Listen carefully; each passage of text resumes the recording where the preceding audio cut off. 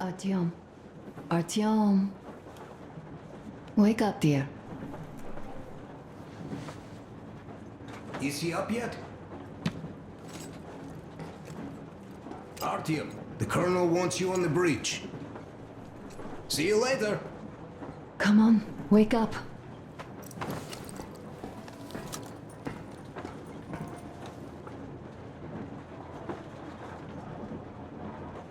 You did a great job there. We're not home anymore, so we'd all better act like you did. Smoothly. It's not like there's many of us humans left now. So I hope someday we will be able to trust others just because. Because they are people too. Am I bothering you? Sorry, I'm in a philosophical mood today. Stay here for a bit, Artyom.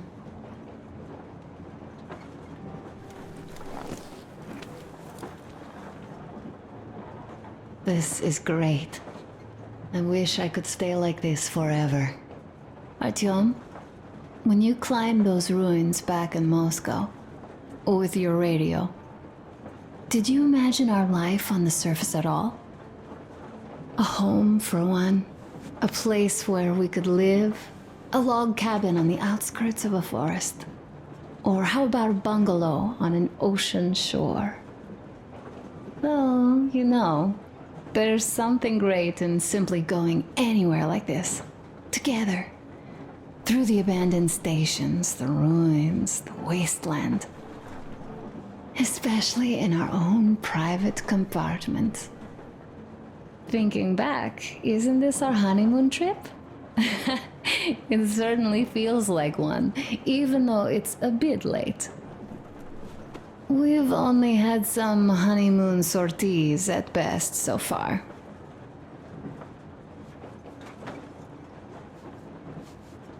You know, I had a talk with Katya. I'm sitting here recalling that bridge and those people there, and we've been sitting underground for 20 years, and they haven't. So what? These are not the same people who used to build cities, planes, and space rockets. They are just like us in Metro, only even more dejected. They are essentially slaves. For real. They work all day and pray all night, always watched, always directed. Everything is under control. Everything is decided by the community. Well, I mean, Silantius. They don't even have any property. Even their socks belong to the community. They're just entranced with him, with these ridiculous lies about electricity. Of course, not everyone got fooled easily, but if they dare ask questions, they get penance, exorcising an electric demon with prayer and the cross. But that's a death sentence. How is a flashlight dangerous? Or a radio? But no, they shun it all. They hide and keep praying. How can you even make people believe this ridiculous garbage within just a few years? People in general start believing lies surprisingly easily, don't they? As long as those lies are convenient or at least familiar. Take us, in Metro. All right, we haven't met the occupying forces yet. If we disregard that shirt I found on an antenna... Katya and Crest, never met them either.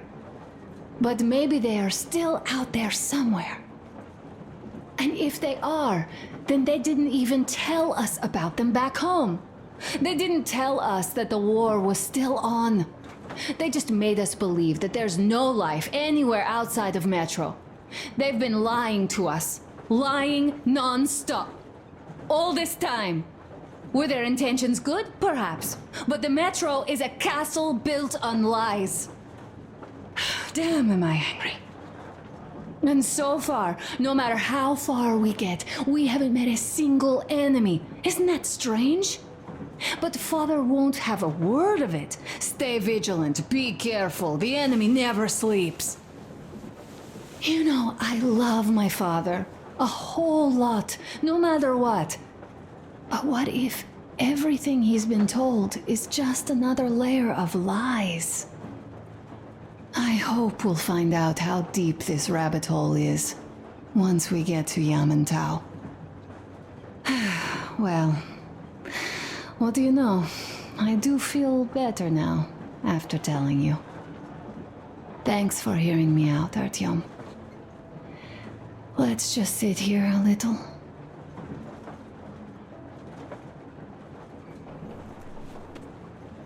All right, run along. Dad wanted something.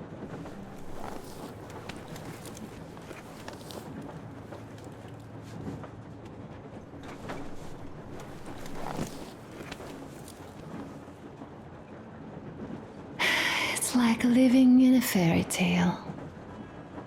A prince has rescued his princess from a monster-infested dungeon and is taking her to his magic kingdom where they are going to live happily ever after. Do you think we're going to find that kingdom in the end? Though, if it's with you, I'll be fine anywhere. Live happily ever after is the most important part as far as I'm concerned.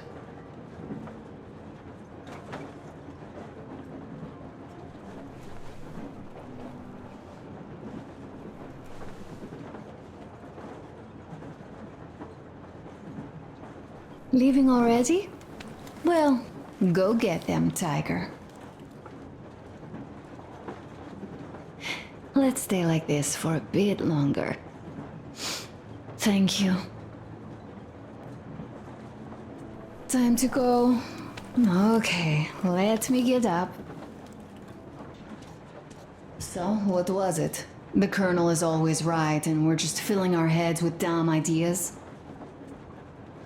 Do you think that when we come back to Metro, they will believe us? They, who live there, bury their folks there, feed their children with rat meat.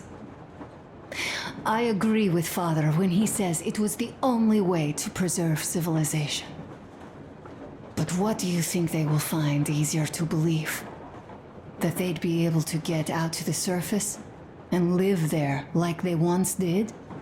Or that they'd spent 20 years underground for nothing, just because secrecy demanded they stay there? Just because they didn't have the fucking security clearance? I simply don't know, Artyom. I only know that even if we ever go back there, and it's a big if, I'm definitely not staying. My home is here. Somewhere on the surface. I just don't know where yet. And thank you, Artyom. No matter what Dad says, thank you for leading us outside. I'm sorry. All right, I'll stop going on. Leaving already? Well, go get them, Tiger.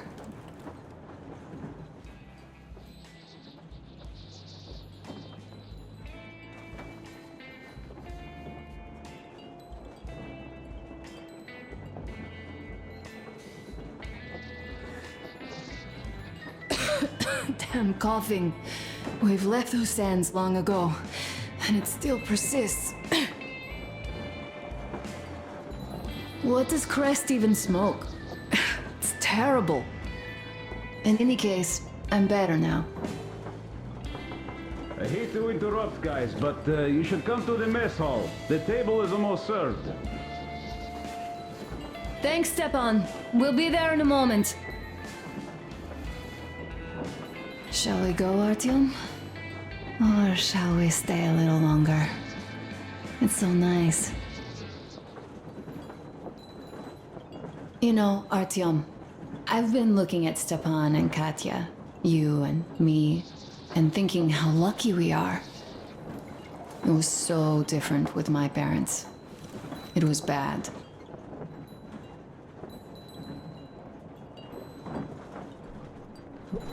Did I ever tell you why my mom died? Of course I didn't. It was because of Dad. He used to be even harsher back then. He used to come home from the barracks and reach for the bottle while taking off his boots. They'd quarrel, and then he'd stop appearing for a time. And while he was away, she'd start drinking too, and crying when she was sober. She'd feel better, would get kinda dreamy when drunk. You know how she used to call me? Just A. She'd hug me and say, "One day, A, you and I are going to go to Vladivostok, the city I was born in. And from there to a village on the ocean shore." I was 5 back then and didn't really get much.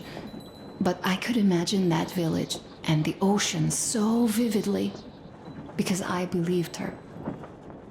And then she killed herself, drank some kind of poison. Father quit drinking after Mom's death.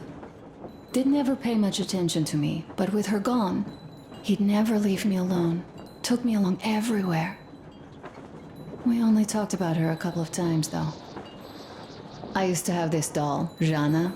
I played make-believe that she was my daughter, and we went to the ocean together. Then my father hid it, told me it got lost. He probably didn't want me to agonize over Mom's dream. Then I imagine she grew up and went to Vladivostok. And now I'm going. Not to Vladivostok, but with you. The dream came true. By the way, I was always intrigued by what Dad dreams about. He should have some dreams, but what are they?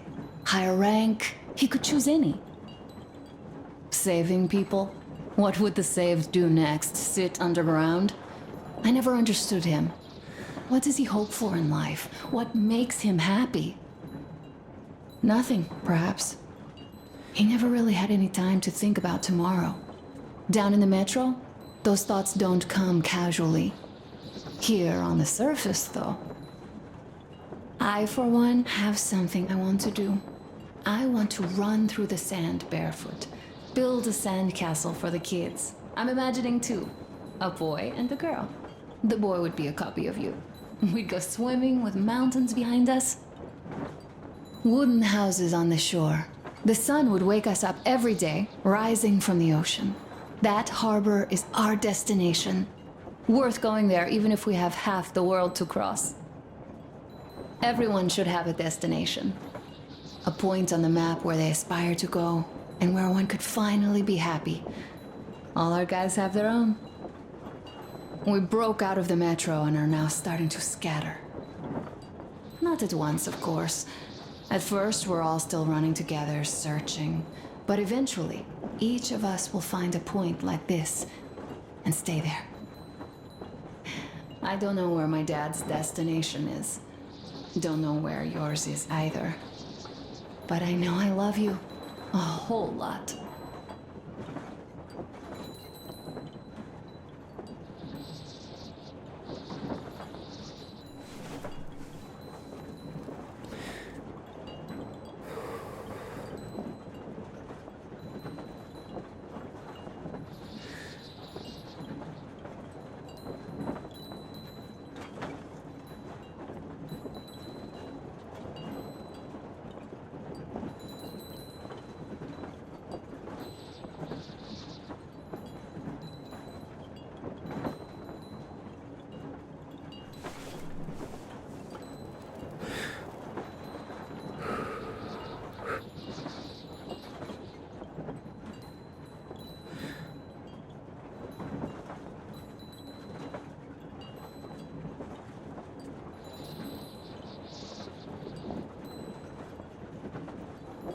Go, Artyom.